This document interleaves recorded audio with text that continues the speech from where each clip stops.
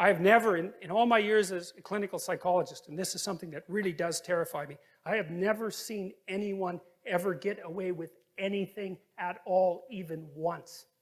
Well, maybe you disagree. Maybe you think people get away with things all the time. I tell you, I've never seen it. What I see instead is that thing happens, right? Someone twists the fabric of reality. And they do it successfully because it doesn't snap back at them that moment. And then like 2 years later, something unravels. And they get walloped and they think, oh my God, that's so unfair. It's because you can't twist the fabric of reality without having it snap back. It doesn't work that way, and why would it? Because what are you going to do? Twist the fabric of reality? I don't think so. I think it's bigger than you. Hello and welcome to the third installment of the Essence of Anarchy series. In part 1, I proposed that anarchism refers to a type of relationship which is consensual and not coercive. Then in part 2, I looked at what defines property in order to have a basis for judging whether consent or coercion is taking place. But should we take consent as a foundational good, requiring no further justification? Some of you may answer yes, and think such a thing is self-evident. Others may not be convinced, seeing this position as idealistic. We must acknowledge that such a belief in consent is clearly far from universal. History is replete with examples of people who, believing that they have found the one right way to live, see that all that remains as being to impose that way on everybody else, consent not being required. This one right way may go so far as to dictate every aspect of everyone's lives, or it may exist in a more limited sense, dictating only certain things like medical, economic, and educational choices. Plenty of people would agree that, to varying degrees, society should be governed by experts who do not require the consent of the governed to act in their best interests. This position has a certain plausibility. Why shouldn't society's smartest people make the big decisions for those of us who are less capable? Should we really want to be anarchists? I am, of course, going to present why I believe this is not the case, and that consent really is a foundational good. I'll do this by working through some examples, but first I want to examine the question in the most fundamental way I can think of. To do so, I'm going to talk about my own intellectual journey with anarchism. I feel I was born with certain anarchic sensibilities. I imagine if you reflect upon it, you might find a similar sense within yourself. I held an innate sense that the relationships should be consensual, that our lives are our own to live as we best see fit, and that no one has the right to dictate to others how they should live. As I grew older, the world rushed in with the message that such a position is idealistic and impractical, and pragmatism crept into my mind. In many ways, my journey in studying anarchism has been about recapturing that childlike innocence in a way that rises to meet the challenges the darkness of our world presents. Intellectually, I recall the first time I clearly heard an anarchic sentiment being expressed, when my high school history teacher wrote a definition of liberalism on the blackboard, roughly stating that a person has the right to do whatever they wish as long as it does not interfere with the well-being of another person. I remember thinking, yes, I agree with that, as if a position I innately held had suddenly been verbalized. It also occurred to me that society at large only partially held this position and would quickly abandon it as soon as the going got tough. Issues like drug use and assisted suicide were certainly exempted from this liberal anarchic principle.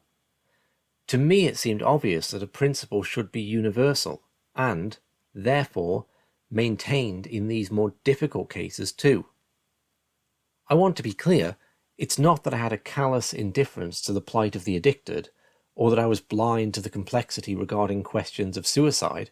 In holding that a principle should be applied consistently, I did not feel I was being uncaring towards people struggling with these issues. I felt this was a false dichotomy. To me, it seemed obvious that once we have established a principle, in this case that of consent, we should strive to remain within it when confronting the very real problems life presents.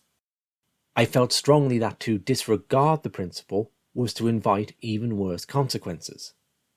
If I examine where this sense arose from, I can discern two aspects. Firstly, there existed for me an awareness of life as a mystery.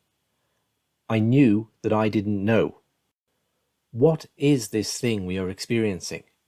How are we best to live in it? I didn't have the answers, and certainly wasn't in a position to insist others agree with my opinions. As I grew older, my faith in other people having any answers dwindled also. It seems to me that this sense of mystery must limit my willingness to either act coercively or to support coercive action by others. It also seems that those willing to support coercive actions will tend to have less of this sense of underpinning mystery and more of a sense that they know what life is. Dictators, for example, seem to act from a place of unshakable certainty. It's worth noting that, for most people, directly employing coercion is too much. They don't possess a sufficient level of certainty in the righteousness of their actions. They are much more likely, however, to be prepared to outsource coercion to an authority figure, and thereby offset their responsibility. Many people support drug prohibition. Not so many would be willing to lock up a drug user in a cage themselves. Whilst they implicitly acknowledge that they personally lack the wisdom and authority to do so, they perceive that somebody else or some group possesses both the necessary wisdom and authority, and therefore the act becomes morally acceptable.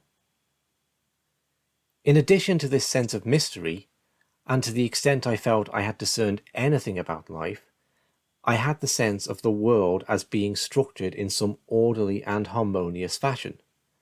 I believe I was essentially drawing a spiritual conclusion here. I was attesting to what Jordan Peterson refers to in the opening comment as the fabric of reality. I was asserting the existence of a moral fabric. We find expressions of this in concepts like karma, or sayings like, what goes around comes around, or you reap what you sow. In the same way the physical world has laws that cannot be ignored, it seemed to me that morals were similarly objective. We could no more make them up than we could fabricate the laws of physics. Is there a theistic implication to this? Does talk of objective morals imply some sort of universal intelligence? A god writing the rules? I personally don't shirk away from some form of this. To investigate such questions fully, however, is beyond the scope of this series. If theistic underpinnings are not your cup of tea, I'm sure this could also be thought about simply in terms of human nature. The recognition that some behaviours are conducive to our good and some are destructive. If I engage in lying and stealing, for example, I have, as an unavoidable consequence, cut myself off from a sense of oneness and genuine connection with wider humanity. The same could be said to be true if I violate people's consent in any form. The questions we must all confront then are: do you know what this life is and how best to live it? Do you know with sufficient certainty to impose your position on others? If not, can you morally outsource this imposing to a third party? And is there some sort of moral fabric to the universe or human nature? If you think so, what does that moral fabric have to say about consent and coercion? If there is indeed a moral fabric which makes coercive action inherently bad, perhaps the best thing we could do to uncover it would be to give it a twist. I'll give some examples of coercive actions and we'll examine their consequences.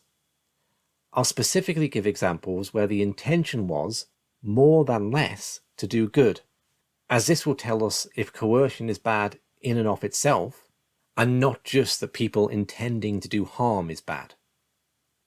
Let's invite back Bob and Tom from the previous episode.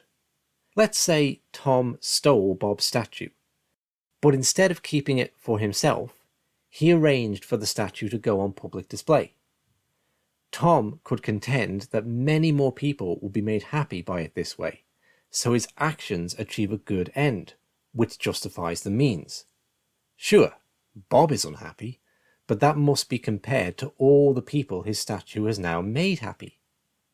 This could be justified under a utilitarian approach, which pursues the greatest happiness for the greatest number. However noble Tom intends to be, we can identify flaws in his reasoning. We can still take issue with Tom, even if we don't dispute his right to deprive Bob of his property. Tom has done more than just ruin Bob's hobby for him.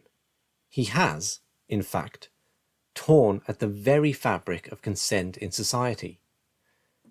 The people enjoying Bob's work are not getting it for free. They are paying for it with the acceptance of a society where now anyone's right to own their own property can be violated for a perceived greater good. That's a very high price indeed, although one that isn't as easy to see as the obvious gain of the publicly displayed statue. And think of the consequences. If Bob feels his property is insecure, he may become disheartened and cease to make any more statues. If everybody in wider society starts feeling the same way, maybe nothing gets produced anymore.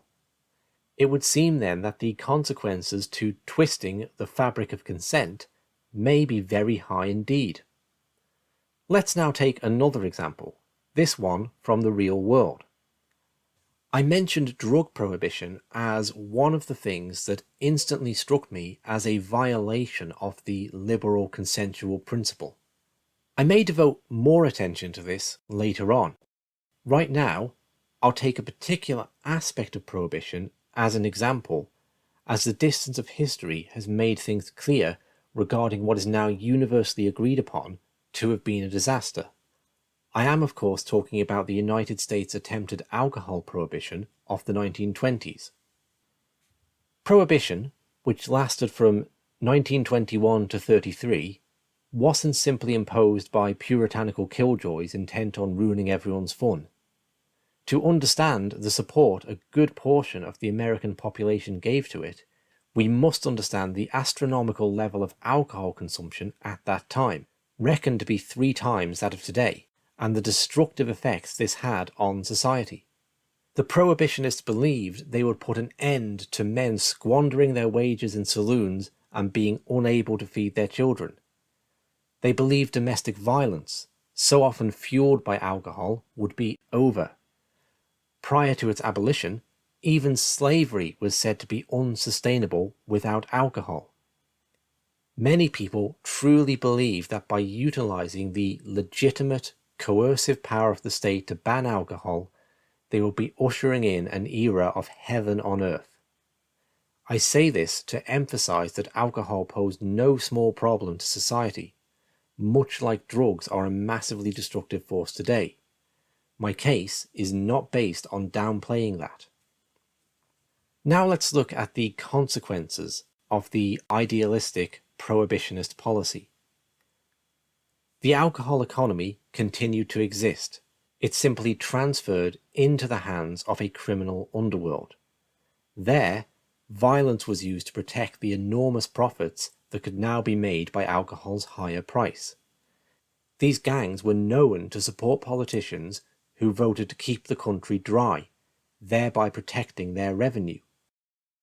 Vast numbers of people were put out of work in the legitimate economy, and thousands ended up working as part of criminal organizations when they otherwise never would have done so.